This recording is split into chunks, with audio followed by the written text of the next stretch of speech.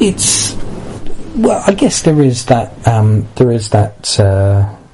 reason to suspect that is what he was actually doing. But yeah, I mean, this film it's kind of like The Usual Suspects. There's it's just full of red herrings and deceptions, because even though I mean, I'm not sure exactly how ambiguous the first film was. I think the first film was fairly straightforward, but this film included a lot more sort of plot devices that were indicative of certain things, but they were indicative of both things at the same time. So, but there's that. There's also the issue of, because I'd say this film does accurately describe what would actually happen in that kind of world if that was actually real. I can imagine in maybe 90 years' time, the strains of the monetary system getting to the point where, human beings in an emotional sort of attack or self-preservation, or, because there's obviously, some, global conflict where chemical weapons are used. Obviously, it's there's a range of different weapons that can inflict that level of damage to the Earth. To not necessarily to the Earth itself, but to human beings' ability to survive on the planet. Because that's one of the things that that people do confuse a lot. There's this whole idea of save the planet, as though the planet itself is under threat of what human beings can do to it. I guess on a certain level we can endanger the planet, but if you look back at planet Earth's history, the kind of conditions that we can inflict upon the planet have already been experienced by the planet numerous times over. There have been mass extinctions, there have been, meteor strikes, there have been ice ages, there have been global volcanic eruptions, and complete remoulding of the planet's land masses by means of thawing volcanic eruptions, tectonic shifts, moving of mountain ranges, creation of mountain ranges, continental drift. The planet has been through a hell of a lot, and the kind of conditions of a toxic atmosphere, the planet has experienced that sort of thing. Life has emerged through time and possibly been deposited here from other planets. There's a hell of a lot of evidence that lends the explanation of not directed panspermia, but meteoric panspermia, which essentially means life being transmitted from one planet to another via comets or meteors or whatever. That's certainly possible. I mean, that's one explanation for the evolution of life on Earth, and it's a possible explanation for abiogenesis as well. But it hasn't exactly been proven definitively. But the thing is, this kind of scenario is very believable. There is reason to think that that's how the world would turn out if there was that kind of government, if there was that kind of culture, if there was that kind of global chemical war, and the kinds of people that were left in those kind of conditions and the things they would have to do to survive. We would see those kinds of industries crop up. We would see that kind of architecture. Because if you think about it, technology is used a lot in this film in order to enable more people to at least survive. Because obviously you see, like, there's, as I explained earlier, there was, like, platforms of, like there is anti-gravity technology in this film, where, entire, city blocks, as it were, are suspended in midair, and even in the UFB, there's multiple levels of maglev suspension roads. They have aerial technology. The technology is there to provide for people. The only thing is that the elitist UFB have, what looks like a brilliant standard of living and a very high-tech city. But it's just because they have there still is a monetary system. I don't know how there still is a monetary system, because surely the strains of a monetary system would have been the prime cause for all the conflict that got them in that situation to begin with, don't you think? Land space is obviously the new scarce resource, living space. But has that always been the problem? Obviously, the educational system has not improved, and there is an increasing amount of I don't know. I guess regulation of population maybe in the UFB would be imposed in this kind of system.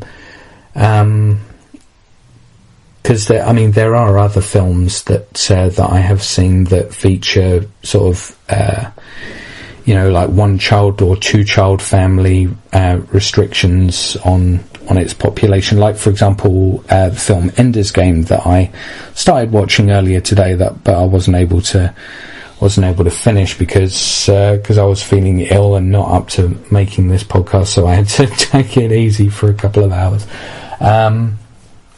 But I'm doing it now in the wee hours. Yeah, it's 1:45 in the morning, so yeah, you're getting my dedication, ladies and gents. But yeah, the technology exists in this kind of world to provide for everyone. If you can create hovering city blocks, then surely you can put food in bellies, right?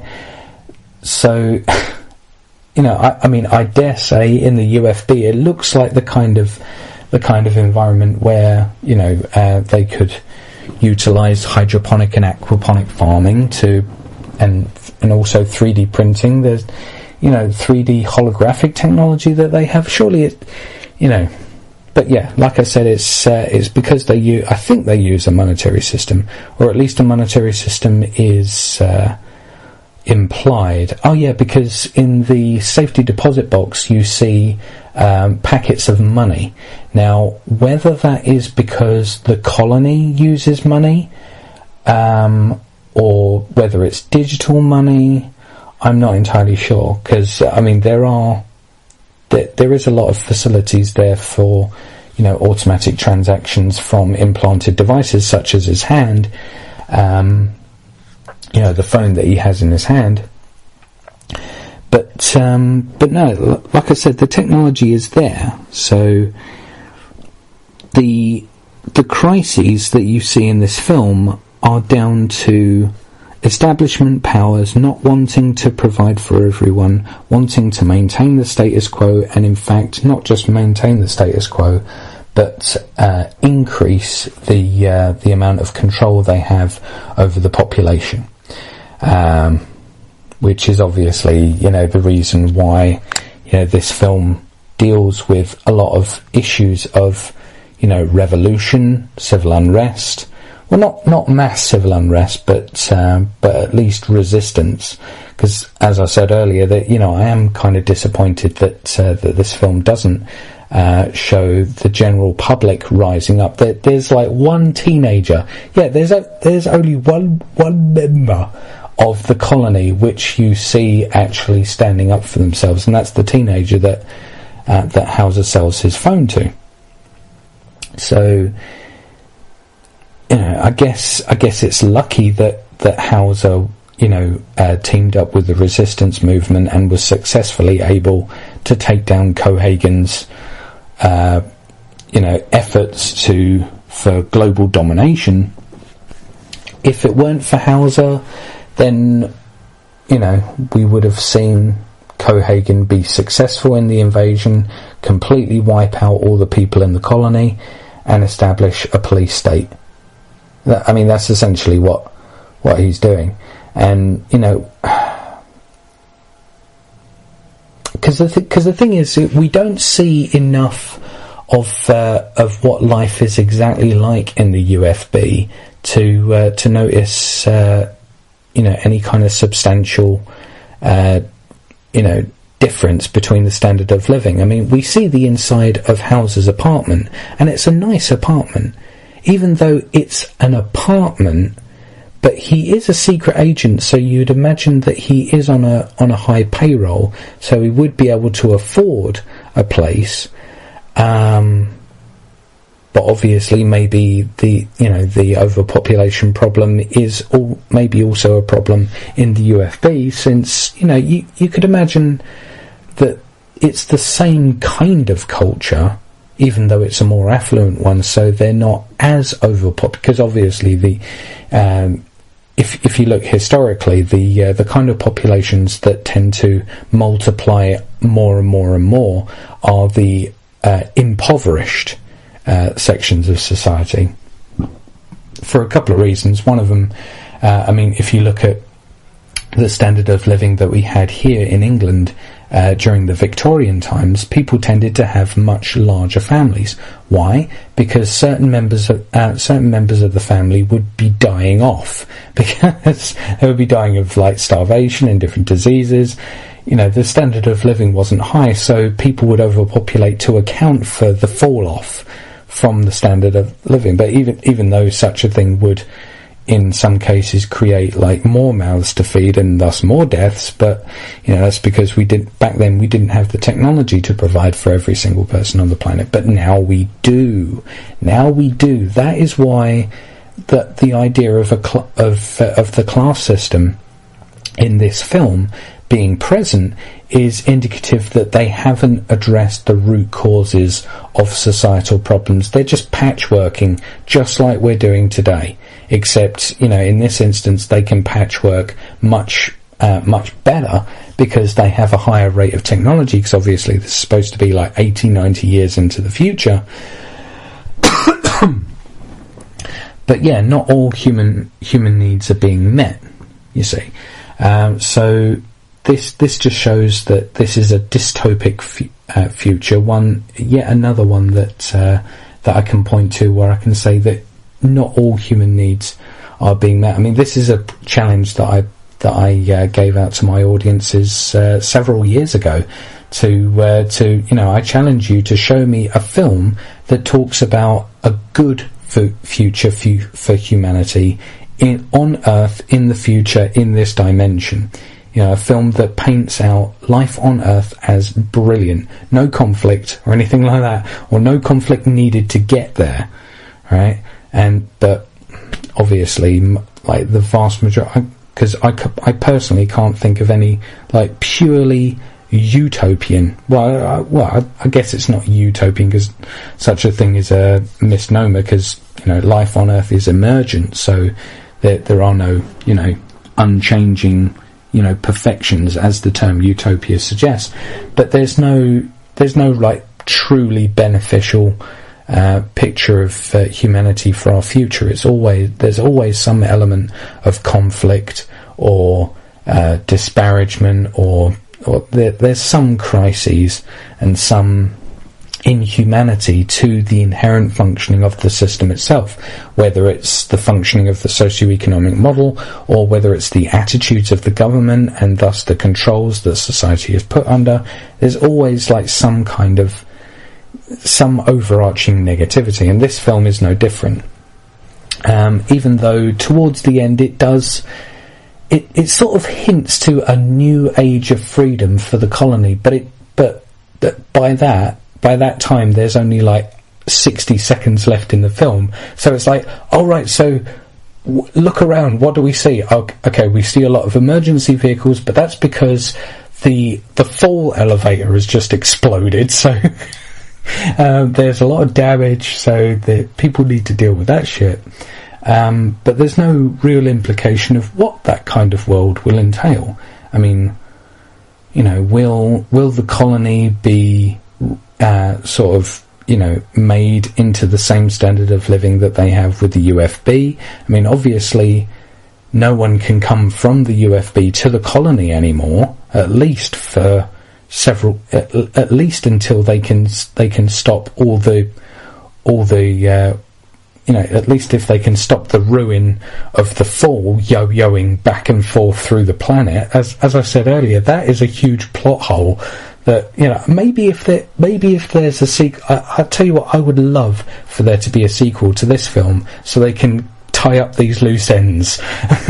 You know, what kind of world will be instituted for the colony for the future? I can only hope, for the character's sake, that it would be something akin to, say, for example, a resource-based economy. Would a place like Recall be required in a resource-based economy? I guess in the interim period, before we actually all put our heads together to figure out, okay, how do we make the rest of the planet livable again? Is it possible to clean up the air through the rest of the planet? Or is the colony or the UFB both disconnected for at least several months, depending on how efficient their cleanup operation of the fall is? How are they going to manage? You know, obviously, I guess the UFB will get by, because they have a lot of technology on hand. They're not necessarily complete. I guess in a sense they are reliant upon the human the human workers from the colony.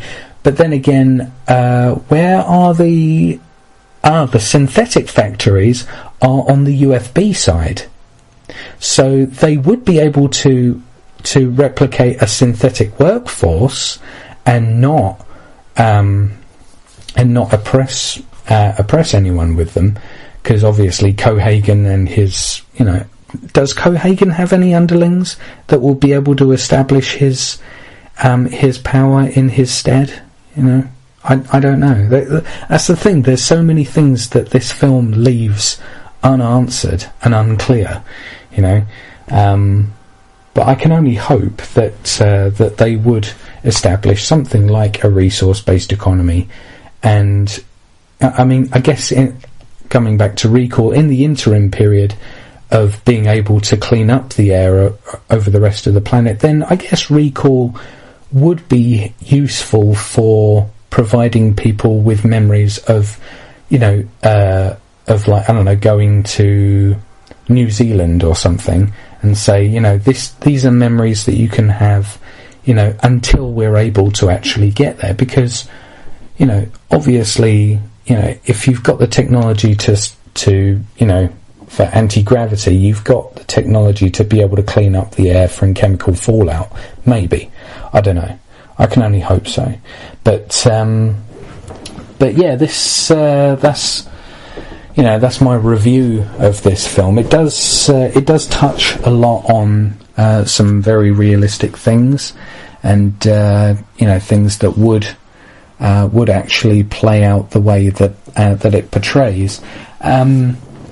As I said, if you take it, you know, as a remake of the 1990 film, it sucks. But if you take it as a film unto itself, I think, I'm not entirely sure if it's more truer to the short story than the 1990 version. But as a film unto itself, it's very interesting. You know, it does play on a lot of the dynamics of, you know, social control, foreign policy, you know, the purpose of a human life, the nature of reality, what makes a man who he actually is, because there's a discussion that Hauser has with Matthias, where essentially Matthias argues that it's the present that makes a man who he actually is. The past is really just a delusion of the mind, and I can see the merits of either side of the debate, as it were, because they have like this momentary sort of like debate on the on what makes a man, and it's similar to because essentially Matthias's character is the equivalent of the I think it's the Quarto character from the 1990 film, who as you know from the 1990 film is actually not the guy itself, but a mutant, sort of like a mutant baby that comes out of this guy's stomach, but yeah, you've got to see it. It's a good film. But yeah, one of the things that Quarto says is that a man is defined by his actions, not by his memories. And if you take that logic through to its logical conclusion, then recall service is ultimately moot and doesn't make any difference to who you are, but really only serves as a sort of patchwork thing for a life that you don't have, that you want to have, but the memory can sort of infuse in you the illusion that you have actually done that.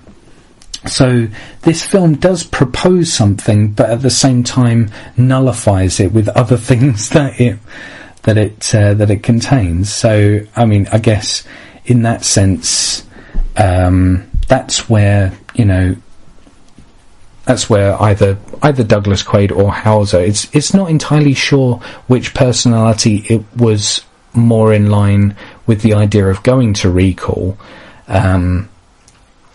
I mean, I guess it was ultimately Doug that wanted to go to recall, and Hauser that didn't need to go to recall because he already had that kind of life. So, it does have a lot of interesting dynamics. But that being said, I wanted to close out the podcast now because it's getting rather late, and I think I've said all that I can about this film. I would strongly recommend it. It's got the action, it's got the effects. If you can look past the lens flare, I mean, it does sort of kind of do what J.J. Abrams did with his 2009 film Star Trek, where any light sort of puts most lights that appear in the frame put like a horizontal lens flare sort of thing.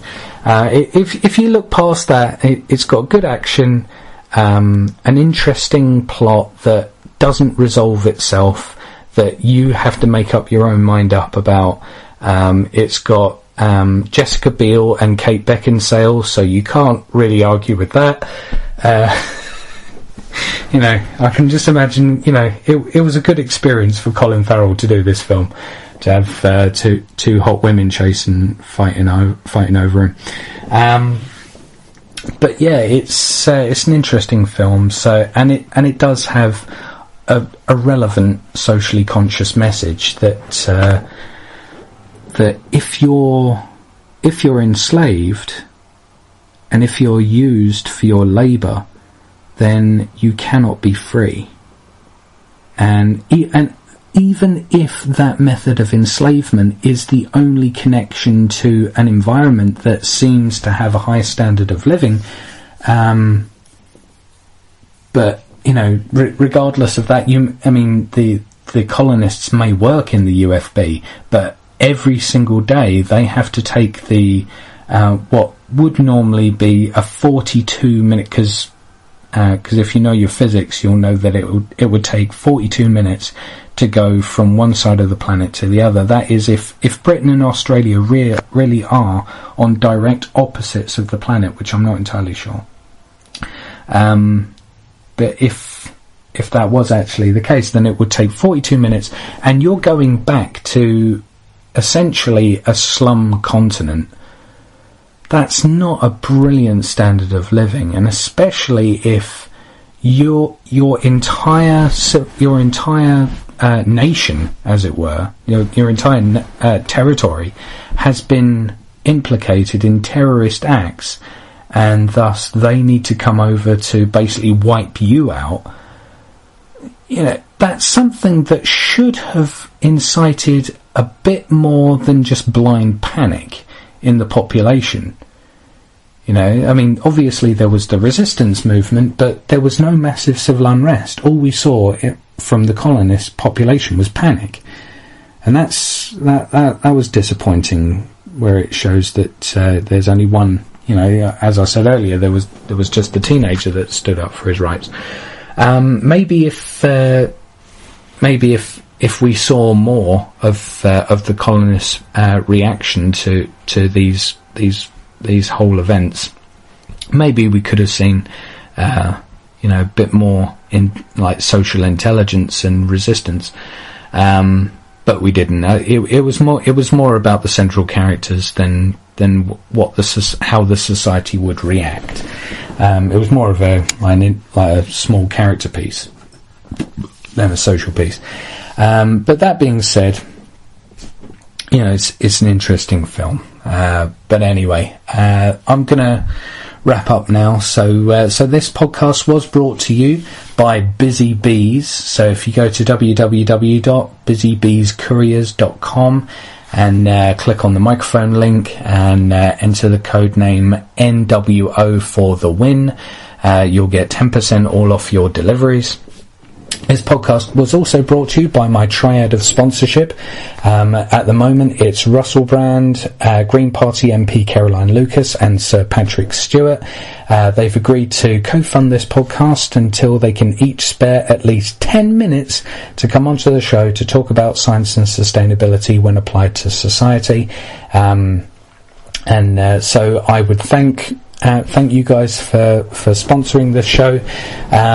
And also, everyone out there, if you tweet, email, text, smoke signal, whatever you got to do, thank these individuals also for sponsoring this show. The more of you that thank him, the more likely they will be to come onto the show and have that chat and free up their space on the rotation and get some fresh perspectives on here. Get some celebrities behind the idea of moving towards a positive and sustainable world for all humanity. Don't you think that will be a good objective? I certainly think so. But anyway, that's the show. I'd like to thank you all from the bottom of my being for taking the time to listen, and I hope you all have wonderful lives. Take care.